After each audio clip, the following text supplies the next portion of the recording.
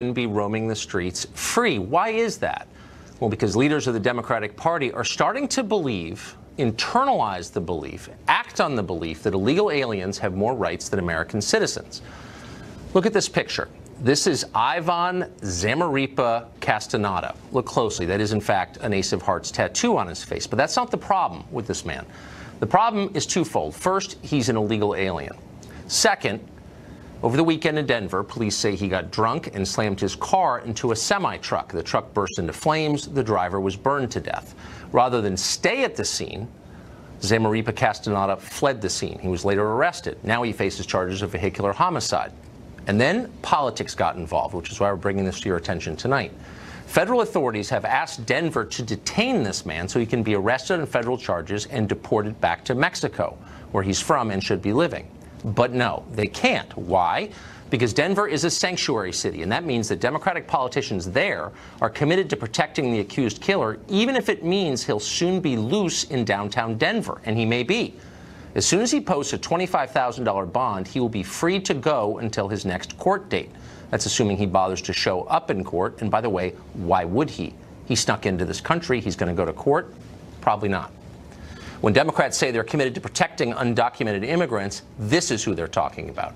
They believe illegal aliens accused of murder deserve to be protected from you more than you deserve to be protected from them. They care more about Ivan Zamaripa Castaneda than they care about you. They'll ignore and undermine federal law on his behalf. Would they do that for you? I don't think so. Attorney General Jeff Sessions has filed suit to stop insanity like this. The Department of Justice has sued the state of California. It's a sanctuary state that has explicitly announced it will punish citizens there for cooperating with the federal government in the pursuit of enforcing immigration law. Democrats in California are outraged by what the Attorney General has done. They're calling him the real criminal. Watch. What Jeff Sessions said is simply not true. And I call upon him to apologize to the people of California, to bringing the mendacity of Washington to California and trying to insert discord and division.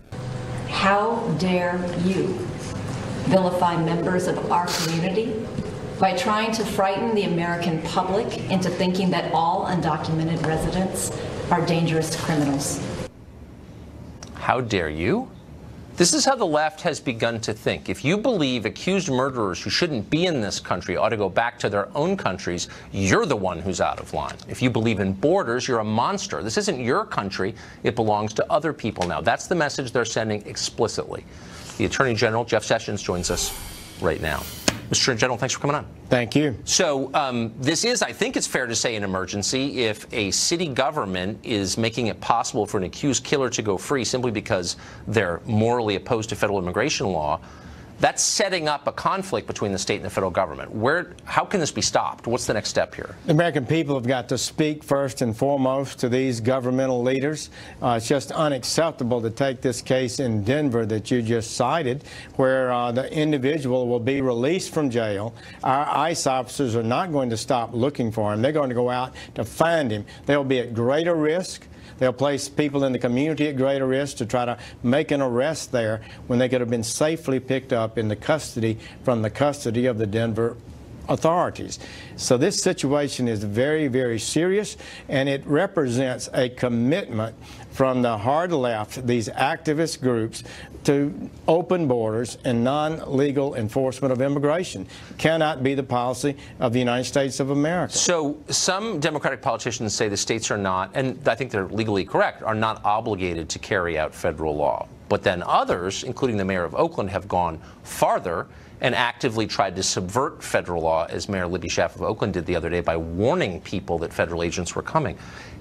Does that constitute obstruction of justice, and should she be prosecuted for that? We're looking at that. Our fabulous ICE officers and Tom Homan are keeping us posted on what's really happening there. Those kind of things depend on the law and the facts, and we'll evaluate them at the Department of Justice. But yes, this is a radical ideology. It's contrary to the American law. The supreme law of the land is American immigration law, and it must be enforced, else we'll just have open borders, and that cannot be.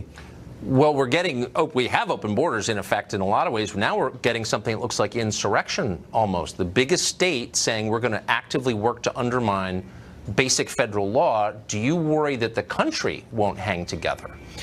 I don't think so. I think this is an extreme act. When I was in California, I heard countless people tell me they were embarrassed and outraged about what was going on. I think these people have just been able to get away with it and not been challenged intellectually as to the meaning of what they're doing, how radical it is, how unacceptable it is, how it places the lives of American police officers and ICE officers at greater risk, as well as our communities at greater risk, because we keep criminals in the country that are due to be deported. Do you see how, if you're looking on as an observer of this, it does seem like the federal government is toothless in the face of this challenge? Elected officials stand up, give the finger to federal immigration authorities, to law enforcement. With impunity, it does seem like the mayor of Oakland has more power than the feds. Well, Tucker, whether we're going to use every lawful tool we have to push back against this activity, you can be sure of that. I will say, however, that ultimately in this country, the American people have the final word, and they have got to analyze what their leaders are doing, and if they're promoting these kind of unlawful, unwise, and dangerous policies, they need to be held to account. And when the political needle starts moving, I think you'll see politicians start changing. The Attorney General you replaced, one Attorney General before that, Eric Holder, has endorsed this. Do you think it's odd that a former chief law enforcement officer in the country would be endorsing ignoring federal law? Well, he's being hired by the state, being paid a legal fee to represent the state of California. But I totally believe that this policy that they're defending in California is unwise and in many places clearly illegal. And we're going to challenge its legality, and we're going to challenge its wisdom, and we're going to defend federal law officers and state law officers who are out there trying to do their duty every day and are being placed at much greater risk because they won't even let the police talk to the federal officers, who are the only ones that can actually deport a criminal alien. So just to switch gears, I think a lot of people, certainly I think a lot of our viewers, have lost confidence in law enforcement and intelligence gathering agencies in this country because they think they've been used for political purposes to spy on Americans without real cause. And Carter Page, I think, would be at the top of that list. Don't you think it would go a long way to restoring public confidence in those agencies if the rest of us had some sense of the basis upon which the FISA warrants were gotten for spying on Carter Page? It is our responsibility, and I think my responsibility, to ensure that the FISA process is carried out professionally, properly, lawfully, and with integrity. I intend to do that. We are working on that now.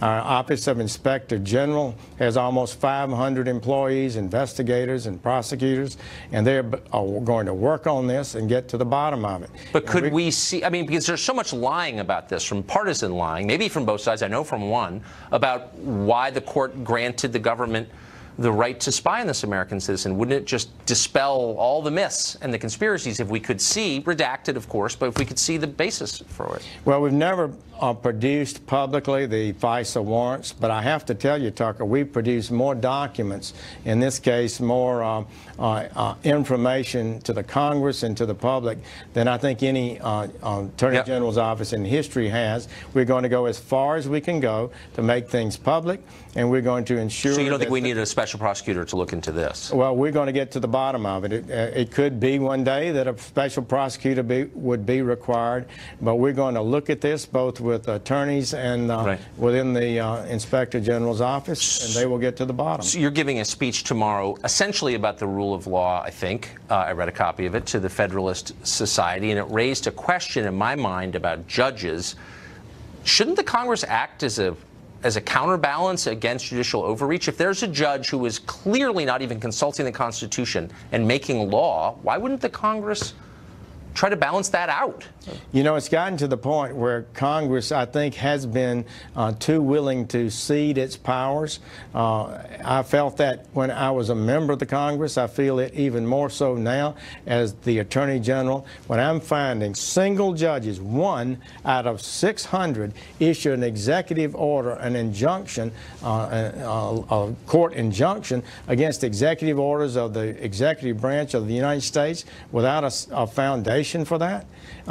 You could have 10 other judges who oppose it, but the one who enjoins it, their opinion is upheld. It may take 18 months to get the matter to the Supreme Court.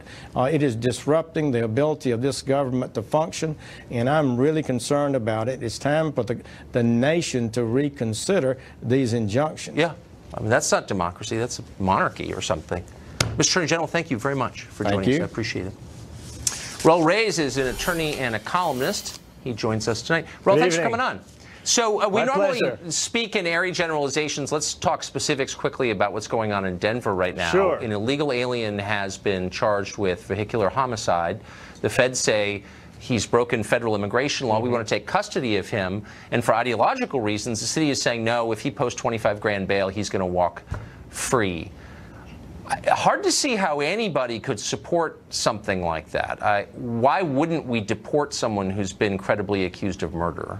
Well, right, exactly. He should be once he's tried and convicted. But the problem here is that ICE did not issue a warrant for this individual. What they did was they issued a detainer. And ICE in Colorado, they issued, per their statement, they issue between 35,000 and 40,000 detainers a day. They say they don't have the time to go through the paperwork to fill out the additional request that is involved with a warrant. And because they did not do that, this individual was allowed to be released from custody. That's the problem. Okay, and that makes the case, in a sense, for having immigration priorities. Oh, okay. So I guess if someone's accused of homicide, that would put him right at the top of the priority list. And yet ideologues like the people in charge in Denver are basically saying his rights are more important than those of American citizens who live in Denver, who are going to be exposed to this guy when he walks out of jail after posting $25,000 bail. No, I think so where are their rights? Who's looking out for their rights? I think our Constitution is looking out for their rights. And the fact is, all people, including the undocumented, do have certain rights under our Constitution. The reason that the law enforcement authorities in Denver did not detain this individual because there are court rulings in the Supreme Court and the lower courts, most specifically, I think recently, the Mendoza case that says these local jurisdictions will be at risk of liability for double jeopardy you know if what? they That's hold not, someone that's for a not, second look, so, time. so let me just say, so are you actually honor warrants? They do not honor detainers. You know, that's very, it's, as we both know, and I just want our audience to know that what you're saying is disingenuous. It has nothing to do with their fealty to Supreme Court decisions. Those are a joke to the left, as you know. Are you actually arguing that the federal government has no right to take someone into custody when they know for a fact that he is breaking federal immigration law? He's not supposed to be here. He's an illegal alien, and they don't have a right to detain him? Is that what you're saying? The federal government has the right to take people into custody provided they follow the proper procedure prescribed by the statute. And the statute in this instance requires that they fill out the forms for a warrant, which should be either issued by a judge or a criminal warrant, which can be sworn out. They did not do that. They only issued the detainer, and that's why he was released. Yeah. This has been, you're wrong, let me just say that. This has been going on for a long time in precisely the way that I described has now been thwarted by politically ambitious politicians who want votes, as you know. But let me just step 3 steps back and ask you. But this policy is actually based on court rulings, not ideology of politicians. It's based on court rulings that these local law enforcement officials are following because they don't want the financial liability. Does it bother you that a guy credibly accused of homicide is going to walk out when he shouldn't have been here in the first place? Sure. Okay. But I also trust that local law enforcement, that they are following the processes prescribed by law. In this case, the Denver police, and they do not want to face lawsuits from these different individuals. Okay, so how about doing the right thing? So if advocacy groups, and most importantly, they don't want to be sued by other authorities for not complying with federal law. So let me say this. Why wouldn't the Denver Sheriff's Department call ICE and say, by the way, he's getting out now, he's walking out the front door, grab him, which they're allowed to do? They are allowed to do that, but they do not do it because ICE did not issue a warrant. They don't need to. Hold on, ICE does not. Slow down. That's not true. No, there's no difference. ICE does not need a warrant to pick that guy up off the street. Sorry, you're wrong. So why wouldn't the Denver... We're talking about two separate different things. You are correct. ICE does not need a warrant to pick someone else. They do not. I know I'm correct. So that's why I'm asking you a very simple question. When they're getting the local law enforcement to hold someone beyond the prescribed term. In this case, that's the exact circumstances. Let me just ask one last question, and then I'll let you go. If you really cared about the safety of American citizens in Denver, which the left demonstrably doesn't care about, but let's say you just did for the sake of argument. Let's say you were continuing to pretend you cared. Why wouldn't you, if you're the Denver Sheriff's Office, the second, call them and say, you know, this guy's leaving at this hour, be waiting for him? Why wouldn't they do that? What's the answer? They're not going to get sued for that. Because as ICE itself has said, they are issuing on a daily basis, a weekly basis, between 35 and 40,000 of these retainers. I'm not talking about 35. I'm talking about this guy. The guy charged with homicide. Why wouldn't they do it in this specific case? Will Denver do that? Why wouldn't they? The reason they did not was because, again, ICE did not make him my priority by failing to get the warrant for it. Because they did not get the warrant, the local law enforcement did not take it seriously. The local law enforcement does need a warrant in order to hold him. You know what they need? That's based on the Mendoza case and multiple local legal rulings. I just explained how they could do it. They're not doing it because they don't care. That's the truth, and you know it. Raul, thank you. Thank you, sir. We've got a Fox News alert for you. A hostage situation taking place at the nation's largest veterans home. Shots were fired this morning at the home in Yountville, California. 3 hostages were taken. Police have locked down the facility. They're attempting to negotiate at this hour with the attacker. He's reportedly armed with a rifle and contained to a single room. So far, we don't know anything about the motive or the identity of the suspect. Obviously, we'll follow this story as it continues to evolve and bring you details. President Trump headed for an unexpected summit with the leader of North Korea. Make that the dear leader. Many in the press are reacting with consternation. Does this deserve more credit than it's getting, this story? And are the people criticizing it the same geniuses who made mistake after mistake after mistake and never admitted it? Interesting question. We'll get to it coming up.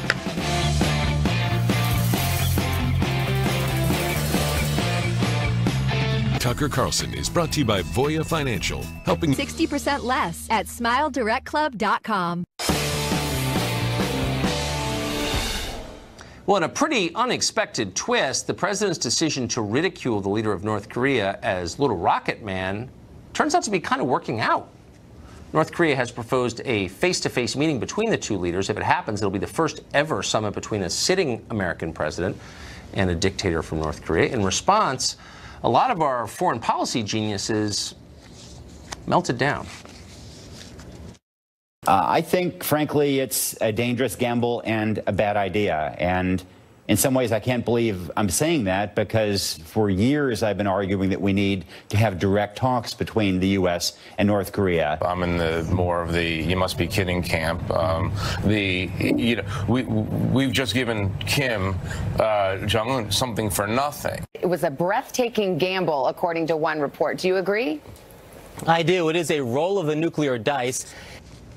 Philippe Reines is a former advisor to Hillary Clinton and former Deputy Assistant Secretary of State, and he joins us tonight. Philippe, thanks for coming on. No, thank you for having me. So I'll just be totally honest, because why not? I have no idea what this will lead to, if anything. You could see it going wrong. You could see it taking unexpected and positive directions. Like, who knows? What I know for certain is that almost everybody you just saw on TV is dumb, has a long track record of terrible One of them was decisions. my best friend, actually. Yeah, I'm sure, but... Every one of those people has advocated foreign policy positions that have been a disaster for the United States repeatedly, and they're never called to account. So I guess the fact that this was unexpected yesterday shouldn't have surprised us. Why are we still listening to these people?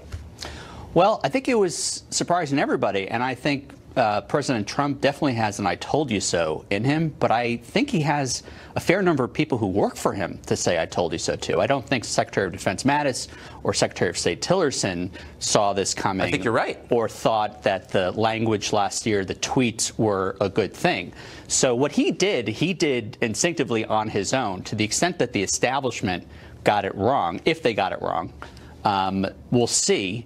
But it's not partisan. I mean, people just... I totally agree with you. I absolutely agree with you. And I happen to... I've always thought, when I worked for the Obama administration, I hated the way we handled North Korea. I hated the way Bush did. It was always treating them like they deserved to be treated as an equal.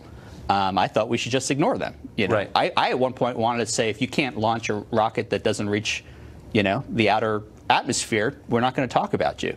But President Trump, he inherited something a little different. He inherited North Korea at a time when they've been harder to ignore. They have clearly made technological advances, both in their missiles and their bomb stuff. And he, 6 months ago, I would have told you that if we weren't alive in a year, North Korea would have something to do with it. And President Trump's bellicose language. Well, a lot of people felt that way, and to be fair, and I just want to be honest, you're right. A lot of people at his own State Department, the president's own State Department, would have agreed with you after 2 drinks in private, for sure. So maybe the lesson of all of this is that you don't necessarily need to insult foreign leaders, even evil ones, but maybe you need to think a little more broadly. What we've been doing isn't working, and nobody in Washington is willing to acknowledge that because they're implicated in past bad decisions. Well, so shouldn't we go forward with a maybe more open mind? We should, and frankly, I don't know anyone was surprised that he agreed to a meeting and agreed to it fast. I mean, you know, to the extent that our diplomacy is slow and plodding and doesn't work, right, might as well blow it up. We could be sitting here in 6 months and having a conversation about how this was an absolute debacle. And, you know, you spent a lot of time focusing on immigration, and there have been times in the last months where you have not liked what the president said on immigration. True. That the Republican Party has not liked what they hear from him, including on TV. Yeah. And this is going to be pretty similar. I mean, not that it'll be on TV, although let's all hope it will be. But there are a lot of stakeholders here. For America, we're all one at this point, because if Kim does something crazy, he's going to blow us up, irrespective of what party we're part of. But you have the South Koreans, you have the Japanese, you have the Chinese, and I know you're always very interested in the Chinese. This is a problem. If he goes in there and he says, I'm a great deal maker, you really have to look at what deals he's made in his life. He tends to overpay. Well, this is... And if he overpays for this deal, then someone's going to suffer. And it's probably going to be someone other than us. But Kim Jong-un is not nuts. I agree. This is complex. But what we know is that previous strategies failed, which is why we're here in the first place. So I have an open mind. Fleet, thank you. No, thank you for being honest about that. I appreciate it. Newly released radio transmissions from the Parkland shooting show more bungling by the people who are supposed to be coming to the aid of those 17 who were murdered. Will anybody be held accountable for that? The head of the Broward County Police Union joins us next.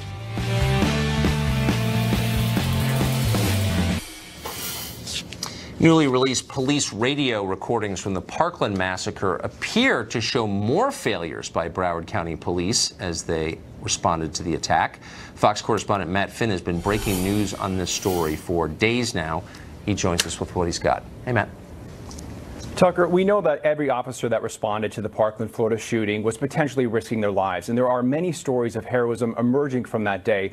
However, newly released dispatch recordings seem to confirm what we have been reporting right here on this show, and that is that the commanding officer and some of the first responders focused on blocking traffic and setting up a perimeter instead of rushing in to kill the shooter, which is what they're trained to do. One ranking officer tells Fox News tonight that the responders that day should have said, "You take the first floor, I'll take the second, you take the third, and we won't stop until we kill the shooter." In a portion of the audio you are about to hear, a male voice believed to be the disgraced school resource officer identifies what school building he thinks the shots are coming from and then commands officers to stay away from that building. Noteworthy that this goes against his initial statement that he didn't go in the school because he didn't know where the shots were coming from. You're also going to hear a female voice of the commanding officer. Her two audible commands about a perimeter, not killing the shooter. And the sheriff's office has defended itself, explaining that the alleged bad commands happened after the shooter stopped firing. But as you're about to hear, it seems officers did not know where the shooter was for a long time after the officers prioritized the traffic, with one officer even saying that there might be more bullets coming from a window. Here's some of the audio recordings. Shutting down eastbound Holmberg. We need somebody to shut down Holmberg. Do not approach the 12 or 1,300 buildings. Stay at least 500 feet away at this point. I know there's lots going on. Do we have the perimeter set up right now and everybody cleared out of the school? I want to make sure that we have a perimeter set up and the school's being, all the kids are getting out, so we need to shut down around the school. Is he still shooting? 54. We're trying to locate. We don't know where he's at. We got gunshot holes either coming into or out of that building on the west side, 3rd floor. One ranking law enforcement officer that just listened to the audio we did sent a response to Fox News, writing in part, "Wow, I just listened to the first 10 minutes of the dispatch tapes. It was very difficult to listen to. We failed in many ways. I don't know if I'll be able to sleep tonight." Also, here is one parent who tonight tells Fox News the entire community of Parkland parents are irate. Lives were being lost while the deputies who were on site were more concerned about closing off roadways than they were about going into the building and stopping the shooter and saving lives. Today, Florida's Republican Governor Rick Scott approved new legislation that would require anyone purchasing a gun in the state to be 21 years old, and the NRA immediately filed a lawsuit. Tucker. Thanks, Matt. Appreciate it. Jeff Brando is the president of the Broward County Police Benevolent Association, and he joins us tonight. Jeff, thanks a lot for coming on. You heard Matt Finn read the email he received from an officer, you probably know the person, saying he was in effect heartbroken to hear that tape. What was your reaction to it? Well, I listened to the tapes, and I'm also in receipt of a chronology of events that came out from the Broward Sheriff's Office with 4 different sources: the video, Coral Springs Fire, Coral Springs Police, and BSO Dispatch. How did this happen? I don't understand how authorities with firearms on the scene never entered the building while people were being murdered. Do you? No, I can't explain that. Can you guess as to what might have happened? Have you ever seen anything like this before? No, I haven't, and I just don't understand where the one video has the school resource deputy at the administration building, then heading towards Building 12, and then taking up a position outside of Building 12. That's on the chronology of events, and it's also on the video. But it seems like at least some of these guys knew that there was shooting inside the building. So, you don't want to impugn people's motives, but other than cowardice, what would be the explanation for that? Well, I don't have an explanation for that person not going in. However, I could tell you that the Coral Springs Police Department, they were getting all the 911 calls were going to Coral Springs Fire. So if you're in the city of Parkland and you dial 911, it goes to Coral Springs Fire Dispatch, because they provide fire services and emergency services for the city of Parkland. So all the live intel was going to the Coral Springs police officers. And the chronology that I have shows that Coral Springs and Broward Sheriff's officers simultaneously entered the structure and started to clear it. Do you think it's a little weird that the sheriff of Broward County, now that we know that his department failed, is telling me that I need to surrender my gun rights? That's the lesson? I'm sorry, I'll say that again, I'm sorry. Why isn't the sheriff of Broward County being held accountable for this? I can't answer that. I would say that, the buck stops at the top, but I can't answer for the sheriff. Yeah, well, I hope he is. Thank you very much for joining us. Very welcome. Recently, we talked to Kathy Arue. She supported abolishing the word mailman. Now, some have decided we need to abolish all sexist language and make it a crime. She's going to join us next with her view of that. Stay tuned. Lenoro.com. Well, a Belgian man has been convicted of a dastardly crime. He's being ordered to pay almost $4,000. What did he do? He said something sexist, and Belgium has a law against that. It criminalizes phrases that, quote, express contempt for women. Now that law has been put to use for the first time. Kathy Arue is founding publisher of Catalina magazine. She's our Sherpa into progressive America. She thinks this might not be a bad idea for our country, and she joins us tonight. Kathy, great to see you. Hi, good to see you. So you think that we could learn something from Belgium, that maybe we should criminalize sexist speech. Yes. Would we also criminalize sexist thought? I'm just trying to get the parameters here. I would say sexist speech and sexist thought is hateful speech and hateful thought, and people with those hateful thoughts go on to commit hateful crimes. So yeah, why don't we nip it in the bud and stop these guys from continuing to go further and committing violent crimes? Okay, so we're going to create a new class of thought crime. But you said guys. Would it ever conceivably apply to women? I was watching The Bachelor the other night, which is obviously an hour-long exploitation of women. Hard to think of a more sexist spectacle than that. And a lot of the producers are women. So would they be up for sexism charges in your world? Absolutely not. You know that women as a minority in this country, even though we are the majority, we're still the minority because white men are in charge. And it's hard to be a sexist and put the majority down when you're still considered the minority. So no, women cannot be sexist. We are the victims of sexism. But what if you were like Anna Wintour, okay, and you had a magazine wholly devoted to exploiting women's bodies and basically encouraging eating disorders? because you're a woman, you still would not be sexist? Well, that's an industry that makes a living off of those things. And believe it or not, the highest paid women in the world are models. So unfortunately, the only way that women could make more money than men are through modeling and through these magazines. So she actually did a favor to women by showing them in these magazines and helping women make more than men. So sadly. Interesting. Okay. Yeah, sadly. So sexist speech and sexist thought will be criminalized. Yeah, because it's hateful. In the Republic of Kathy Aru. What would the punishment be? Would these be misdemeanors or felonies? Well, I mean, I think these men would move on to commit crimes. So shouldn't we nip it in the bud? Shouldn't we listen to people when they're saying hateful things and get them right when they're saying these sexist comments? Right. And, yeah, make it a felony. Put them away, make them learn their lesson. And when they come out, they'll be better people. So teach them a lesson. Maybe they would come out as sad and broken people. Would that bother you? I don't think they'd well, if they're not hurtful and violent, it would not upset me if they're sad. No. I mean, they're sad, but they're not aggressive and violent. So be it. Yeah. How would, since sexist thought would be illegal, how would we sexist determine? Language, not thought, language. Okay. Can we define sexist? So, like, for example, is it hurtful to women? Hurtful to women, yes. Right? But all women don't have the same standard for what's hurtful. So, for example, is it sexist to open a door for a woman, or is it sexist not to open a door for a woman? I think it's a case-by-case basis. I think if a woman is offended, then yeah, it might be the wrong thing to do. So sexism, it's hard to tell, but women who are aware of it, feel it, understand it, and yeah, sexism is alive and well.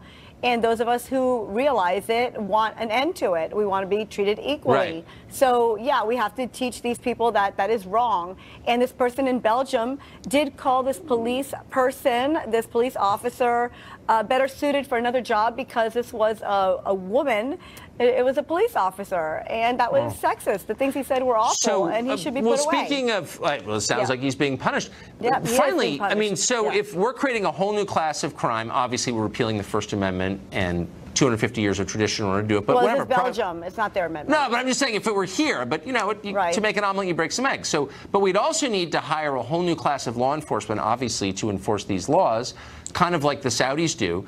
What would that be like? Where would there be speech police in public places? Could they come into your home? Like, how would you do this? Well, this country already has it. There are profanity laws. So this country's had laws that are about 100 years old. They're according to municipalities and according to different states. You can't say bad words in public within an officer or a children's earshot. So we already have those kind of laws in this country. So why not reintroduce the profanity laws with sexism laws and move on from words that offend to actions and concepts that offend and that are violent?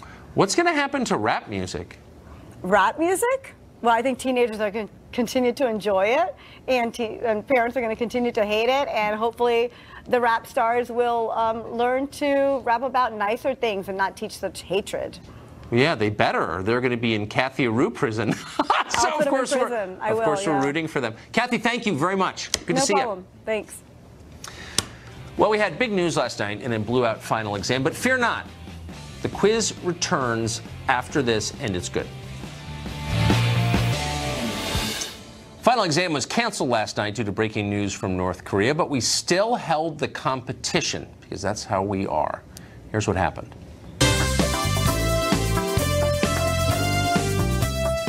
Oh, you're out of time. It's time for final exam, where two news professionals face one another in a battle of knowledge. You can play along at home as they do. Joining us tonight, Fox Chief National Correspondent Ed Henry. He won the battle of defending champions last week against Brett Baer. Quite a contest. He gets to return for another matchup. His challenger this week, Fox Washington correspondent, our old friend Jillian Turner. Okay, so you both know the rules, but for the sake of consistency and because judges demand it, here they are. Hands on buzzers. I ask the questions. First one to buzz in gets to answer. You have to wait until I finish asking the question in order to do that. Every correct answer is worth a point. If you get it wrong, we deduct a point from your total. Best of 5 wins. Clear? It's International Women's Day. These are the international rules, too. I just thought that you might want to mention that. Absolutely. And that does not give you an advantage. Yeah. What? Okay, here's the first question. After winning the Academy Award for Best Actress on Sunday night, Frances McDormand had something unusual happen to her Oscar. What was it? Ed Henry. Some guy stole it or I tried don't believe that. Some guy stole it. Making this up. Roll tape. Did quote some guy steal it? This morning, Terry Bryant isn't celebrating. Thank you. Instead, charged with grand theft larceny after allegedly swiping the Best Actress Oscar from winner Frances McDormand. And what's the long-term plan when you steal an Oscar? Do you hope your friends didn't notice you didn't win Best Actress? You can't boast that you Some guy stole it. Indeed, you were right. I don't know what his job was, but he was backstage or something. It wasn't Warren Beatty. It's worth about $8 at the local I'm mad I didn't shop. get that because I watched the Oscars. I didn't watch the Oscars. For the But first you time didn't in watch years. the larceny backstage. No. So larceny didn't happen in real time. Anyway. Exactly. Question 2. One of the world's most popular sodas announced this week they'll soon be selling their first ever alcoholic drink. What company is it? Soda maker selling booze. Care to guess? Can you give us a hint? That's the judges have a hint, but I think it's too. Okay, I'll give it. Based in Atlanta. Ed Henry. Coca-Cola. Coca-Cola, he says. Is it Coca-Cola or could it be 7-Up? Something's brewing. Coca-Cola launches a new alcoholic drink in Japan. Its very first attempt at breaking into the booze business in more than 130 years. This is going to be controversial. And of course, the trick was in Japan. Right, but I didn't say that. But I worked. No, you didn't. Oh. But you got Coca-Cola. All right. Yeah, Jillian, because I asked for a hint.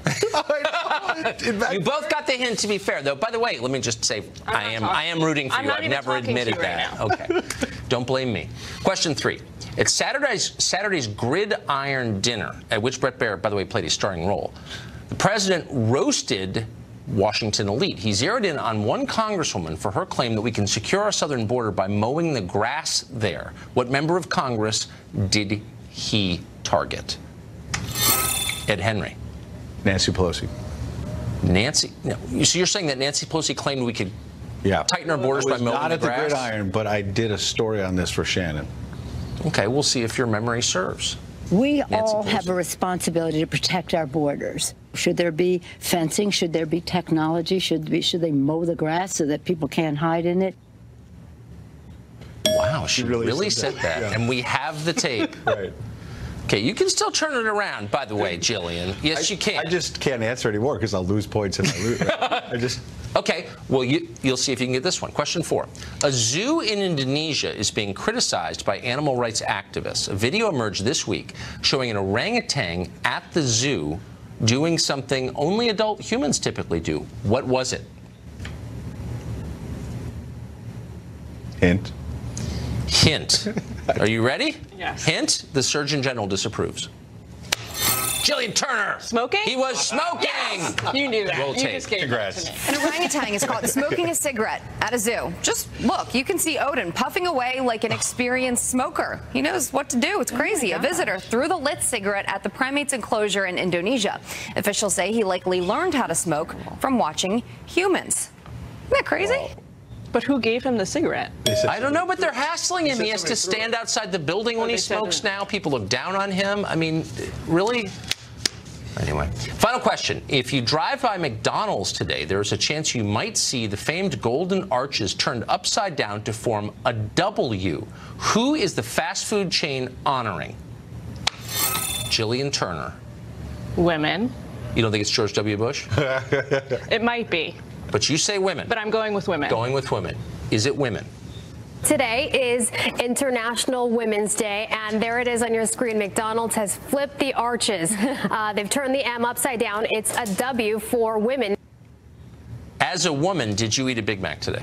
I did not. You did not. But I was touched. You were touched. Wow. You know what? This is one of those games that had it gone on one more round, it might have been a little different. Jillian Turner, you mean if it wasn't rigged? You were great. You were great. I studied. Oh, all the answers are in there. I found this. You're the only person with that book, by the way. There is an inscription to Ed, 9/11/2003. Not really. A reporter I'd never want on my tail. Best, Tucker Carlson. Is that true? Ed Henry and I have known each other a long time. That's my handwriting. That's unbelievable. Found it this week. New book coming out soon. 15 years ago. Ed Henry, by the way, speaking of journalism, we're going to give you the coveted Eric Wemple mug that shows our friend Eric Wemple from the Washington Post in his one appearance on our show, and then, of course, our triumphant response. Thank you. Yeah. Thank you. Use it with honor. Jillian Turner. Please come back, Jillian. Welcome to Fox. Ed, we'll see you next week. Thank you. Ed's on Fox and Friends for the weekend, by the way. Don't miss it. That's it for Final Exam. Follow the news each and every week and tune in Thursday to see if you can beat the pros. We'll be right back.